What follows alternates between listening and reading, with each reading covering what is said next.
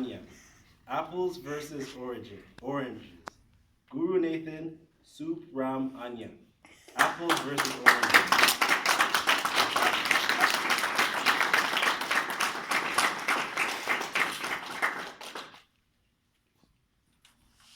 Once upon a time, there was a crow which lived happily and never wanted anything. One day, the crow saw a dove. The dove was beautiful and spectacular.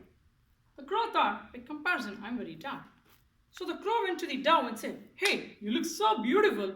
You must be the most happiest bird alive." The dove replied, "Oh, well, my friend, I thought I used to be the most beautiful bird alive until I saw a peacock. The peacock is very rich in colors and it's very vibrant. By comparison, I'm very plain and white." So the crow now went to a zoo in which the peacock was present and told, "Hey peacock, you look so beautiful, you must be the most happiest bird alive."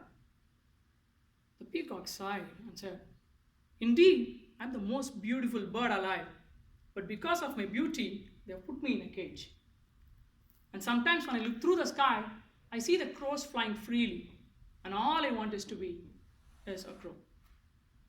Mr. Contest Chair, fellow Toastmasters, by comparing ourselves to others, we lose sight of our own blessings. We lose sight of our own blessings. There are two types of comparison which I'm going to tell you today. The first type is somebody, it could be your parents, your relatives, your friends, who compare you with somebody else. And it goes on like this. He has got 100 marks, you just got 85.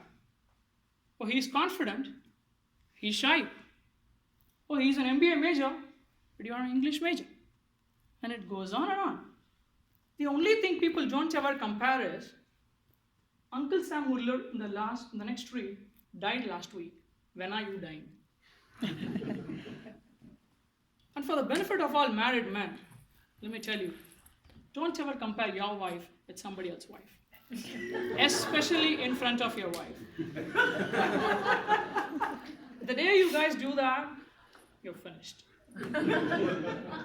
You know what is the difference between complete and finished?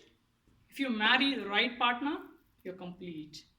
If you marry the wrong partner, you're finished. If your right partner finds you roaming around with the wrong partner, you're completely finished. So now what do we do for this first type of comparison? You cannot do anything. You just have to ignore, because all these people who compare you with somebody else do not know the blessings that you possess. They do not know the blessings that you possess. So the only thing is just ignore. The second type of comparison is nothing but you comparing yourself to somebody else. Let me give you a very personal example. I worked really hard in my company and I got a nice increment. So the day I got the increment letter, I was so happy. Went back home, told my wife about the great news. We both went out to a nice restaurant to celebrate, and had a nice dinner. I was very happy. A few days later, unintentionally, I got to know the pay raise that one of my colleagues got in my team. Obviously, he got a bit higher than what I got. And as the moment I knew the news that he got a bit higher than what I got, my happiness faded away. Theodore Roosevelt rightly pointed out that comparison is a thief of joy. And I also strongly believe that this behavior of comparing oneself to others has increased a lot in the recent times, especially with the invention of social media.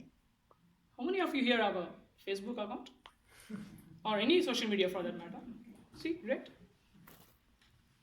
With the invention of Facebook or any social media, I feel that there is an increased pressure to enjoy life first. Because you log into Facebook, either everyone is partying, or either everyone is traveling around the world. Everyone's wife loves their husbands. So you log into Facebook, you see that everything is so happy.